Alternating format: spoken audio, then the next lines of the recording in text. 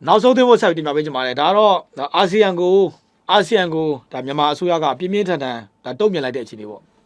တုံ့ပြန်လိုက်တဲ့အခြေအနေဒီအခြေအနေကကျွန်တော်အရန်ကိုထူးခြားပါတယ်2021မှသည်လက်ရှိ2026ခုနှစ်ဩဂုတ်လ10ရက်နေ့မတိုင်ခင်အထိ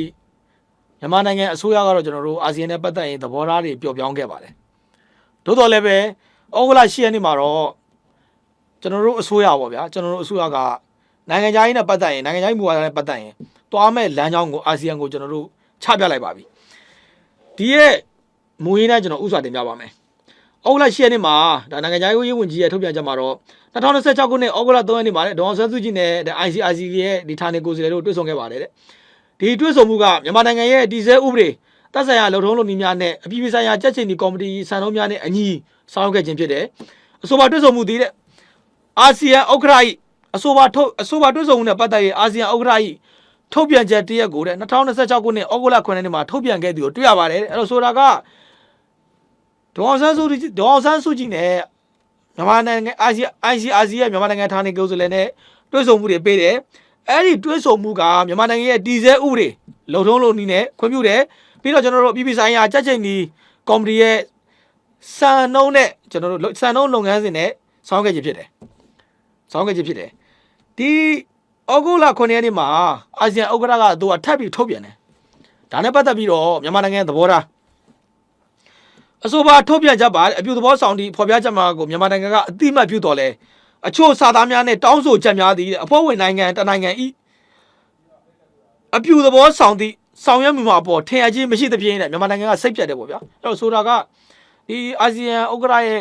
ထုတ်ပြန်ချက်ပေါ့တချို့သောဟာတွေကိုကြိုးသွတယ်တချို့သောဟာတွေကိုစိတ်ပြတ်တယ်ပေါ့ဗျာစိတ်ပြတ်တယ်ပေါ့မြန်မာနိုင်ငံရှိထိန်းသိမ်းခံရသူများအားတွဲဆောင်ခွင့်ပုံမပေးရတဲ့ဒေါအောင်ဆန်းစုကြည်ချွန်းဆက်မရှိအပြည့်အဝလွတ်ပေးရန်ဟူသည့်တောင်းဆိုချက်သည်နိုင်ငံတကာနိုင်ငံဤသက်ဆိုင်ရာတရားစီရင်လုပ်ငန်းစဉ်နှင့်ဥပဒေစိုးမိုးရေးဆိုင်ရာအခြေခံများပေါ်တက်ရောက်မှုရှိသည်အဲ့တော့ဗျာ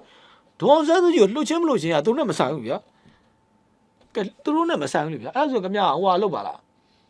အဲ့မှာခင်ဗျာသူတို့မှလည်းကိစ္စတွေရှိတယ်ဗျာအာဆီယံမှာလည်းခင်ဗျာပြဿနာတွေအများကြီးပဲအခုခင်ဗျာတောင်တရုတ်နဲ့ပတ်သက်တဲ့တောင်တရုတ်ပင်လယ်အရေးတွေအဲ့ဒါတွေအာသွန်ကိုဆိုင်လုပ်ပါလားဗျာဘာလို့ဒီဟာကြီးပဲခင်ဗျာတခါလာလိုက်တာတခါလာလဲပါဟိုမှာခင်ဗျာလည်းမှာစော်နေကြတယ်ခင်ဗျာတရုတ်နဲ့အမှာခင်ဗျာတို့ရေပိုက်ကြီးနဲ့ထိုးပြီးတော့အဲ့ဒါတွေလုံးကြလေဗျာဟာမဟုတ်ခင်ဗျာတခါလာလိုက်တာပဲနောက်ထပ်ကထပ်ပြီးရေးတာကဒေါ်ဆန်းစုကြည်နဲ့ပတ်သက်ပြီးတော့ဒါမြန်မာအစိုးရပေါ့နိုင်ငံတော်ကျွန်တော်ရဲ့နိုင်ငံတော်အစိုးရကပြက်ပြက်သားသားထပ်ပြီးရှင်းတယ်၎င်းဒီလိုရေးထားတယ်အဲ့ဒီကျွန်တော်တို့နိုင်ငံသားကြီးရဲ့ထောက်ပြန်ချက်မှာတော့၎င်းဒီလိုရေးတာ၎င်းဒီဆိုတာဘယ်သူ့ကိုဘယ်နံကိုကိုစားပြီးလဲဆိုတော့ဒေါ်ဆန်းစုကြည်ဒီရွေးကောက်ပွဲမတမာမှုအာဂတိလိုက်စားမှုနဲ့မှားယွင်းသောစီမံခန့်ခွဲမှုများကျူးလွန်ကြောင်းတရားဥပဒေအရပြစ်မှုထင်ရှားသည့်အတွက်ပြစ်မှုဆိုင်ရာဥပဒေအရစစ်စစ်အရေးယူထားခြင်းဖြစ်ပါသည်အဲ့တော့ဒေါ်ဆန်းစုကြည်ကိုအရေးယူခြင်းကရွေးကောက်ပွဲမဲမတမာမှုကိစ္စအာဂတိလိုက်စားမှုနဲ့မှားယွင်းသောစီမံခန့်ခွဲမှုများကျူးလွန်လို့ဥပဒေအရပြစ်မှုထင်ရှားရှိတဲ့အတွက်ပြစ်မှုဆိုင်ရာဥပဒေအရစီစစ်ရေးယူခြင်းဖြစ်ပါသည်တဲ့ရှင်းရှင်းလေးပဲဒေါ်ဆန်းစုကြည်ကိုလွတ်ပေးပါလို့ချက်ချင်းလို့တော့ဗျာခင်ဗျားကလည်းချက်ချင်းလို့ဆိုတာဒီစကားလုံးဟာတွေကကျွန်တော်အခုမှကြားတော့မဟုတ်ဘူးခင်ဗျားရိုက်ချလိုက်ပါ1980အနည်းဆုံး1988ကာလကိုကြည့်လိုက်ချက်ချင်းလို့အခုလည်းချက်ချင်းလို့ပဲချက်ချင်းလို့ဆိုတဲ့စာသားကျွန်တော်တက်ရှိနေပြီအခုမှမဟုတ်ဘူးထပ်ရထားတယ်အစိုးရအနေဖြင့်လူသားချင်းစာနာထောက်ထားမှုဆိုင်ရာရှုထောင့်အရ၎င်းအားပြစ်ဒဏ်မျာ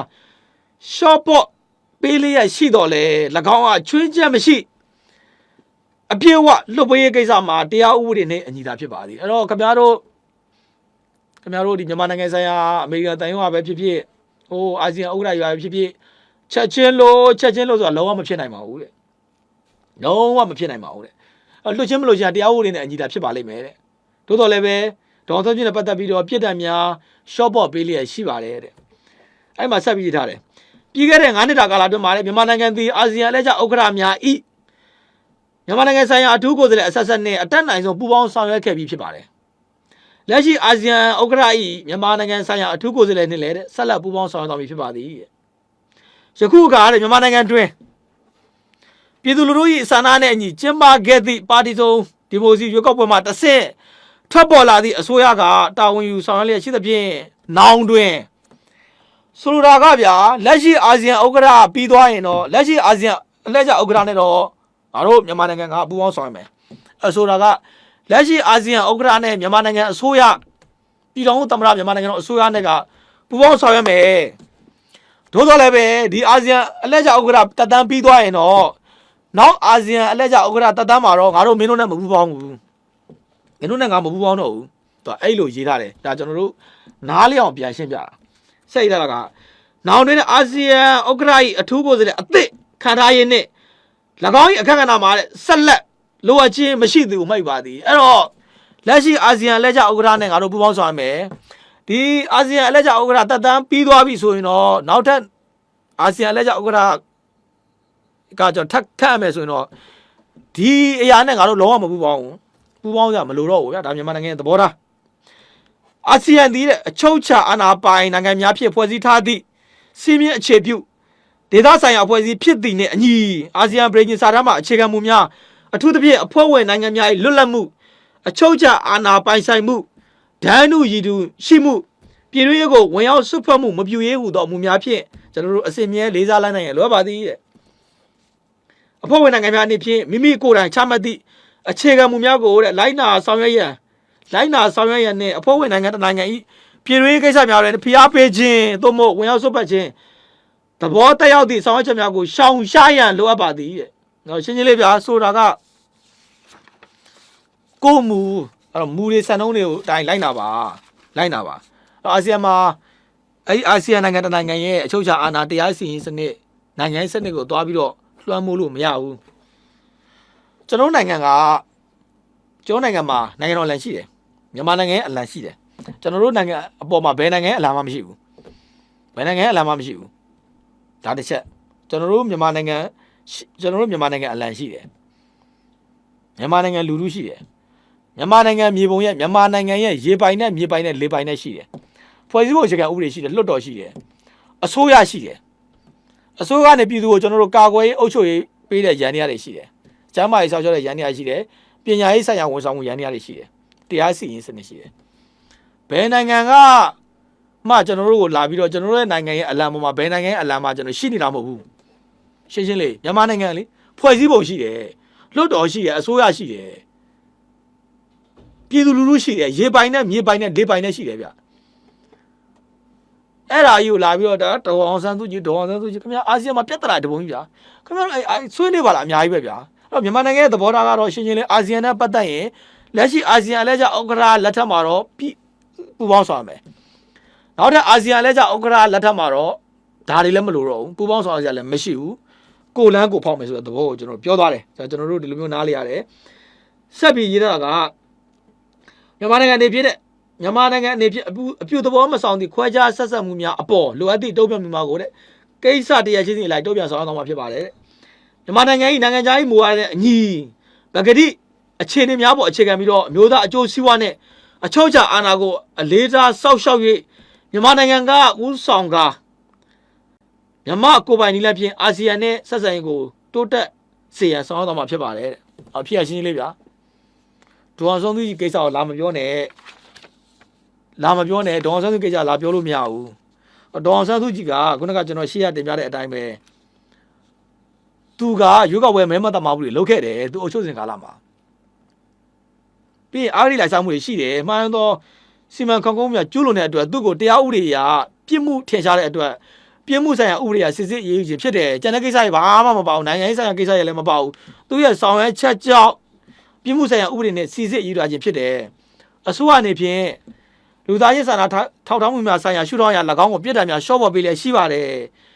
၎င်းအားဆိုဒေါ်အောင်ဆန်းစုကြည်ချွင်းချက်မရှိအပြည့်အဝလွတ်ပေးရေးချက်ချင်းလွတ်တော့ဒါတွေကမရပါဘူးဥပဒေအညီသာဆောင်းတော့မှဖြစ်တယ်ပေါ့ဗျာဒီလိုပဲအဲ့တော့ key point ကျွန်တော်တွေ့ရတယ် key point ကတော့ခုနဒေါ်အောင်ဆန်းစုကြည်ပတ်သက်တဲ့အခြေအနေခင်ဗျားတို့ပြောတဲ့ချက်ချင်းလို့ဘာမှလည်းပြောချက်ချင်းလို့အဲ့ဒီချက်ချင်းလို့ကကျွန်တော်တို့တက်ဖြစ်သွားပြီကျွန်တော်မွေးတာ1989မှာကျွန်တော်မွေးတယ်အဲ့ဒီကာလမှာလည်းချက်ချင်းလို့ဟာဗျာခင်ဗျလွတ်ချင်လည်းမလွတ်ချင်လည်းမလွတ်ဘူးဗျာခင်ဗျာလည်းသူတို့ပြောရင်ကျွန်တော်လိုက်လို့ရမှာလားကဲအဲ့ဆိုရင်ခင်ဗျာအခုလက်ရှိကျွန်တော်တို့ ICJ မှာ ICJ မှာခင်ဗျာဒူတာတွေရှိတယ်ဒူတာတွေကိုခင်ဗျာချက်ချင်းလို့អော်လိုက်ပါလားអော်ကြပါလားကဲអော်ကြပါလားဗျာဒူတာတွေကိုဟိုအဖိုးကြီးအသက်တွေလည်းကြီးနေပြီလောက်ကြလေဗျာခင်ဗျာအဲ့မှာတောင်တရုတ်ပင်လယ်ရေးမှာခင်ဗျာအမှချနေကြလေအာဆီယံနိုင်ငံတနိုင်ငံနဲ့တရုတ်နဲ့ခင်ဗျာသင်္ဘောချင်းတိုက်တာတို့ရေပိုက်ချင်းထိုးတာတို့စော်နေကြတယ်အဲ့ဒါခင်ဗျာအရေးမကြီးဘူးလားဗျာဘလို့ပြုတ်ခင်ဗျာဒီဘက်နဲ့ကြော်ပြီးလာနေကြတာလေဗျာเนาะအဲ့လိုအခြေအနေတော့ရှိတယ်မြန်မာနိုင်ငံရဲ့သဘောကတော့လက်ရှိအာဆီယံအလဲကျဥက္ကဋ္ဌနဲ့ပူးပေါင်းဆောင်ရမယ်ဒီအာဆီယံအလဲကျဥက္ကဋ္ဌပြီးသွားပြီဆိုရင်တော့နောက်ထပ်လာမယ်အာဆီယံဥက္ကဋ္ဌကခန့်အပ်မယ်အာဆီဒီမြန်မာနိုင်ငံနဲ့ဆိုင်တဲ့ကိုယ်စားလှယ်နဲ့ပတ်သက်ရင်လုံးဝပူးပေါင်းဆောင်ရကြအကြောင်းမရှိပါဆိုပြီးတော့ကျွန်တော်တို့ဒါမြန်မာနိုင်ငံရဲ့ရက်တီချက်ကိုကျွန်တော်တို့ဒါအာဆီယံနိုင်ငံတွေရောကမ္ဘာရောချပြလိုက်တာဖြစ်ပါတယ်ပြည်ပမီဒီယာကိုအနေနဲ့ကကြည့်ရှုအားပေးတဲ့မိတ်ဆွေများအားလုံးကိုအထူးပဲကျေးဇူးတင်ရှိပါတယ်ခင်ဗျာ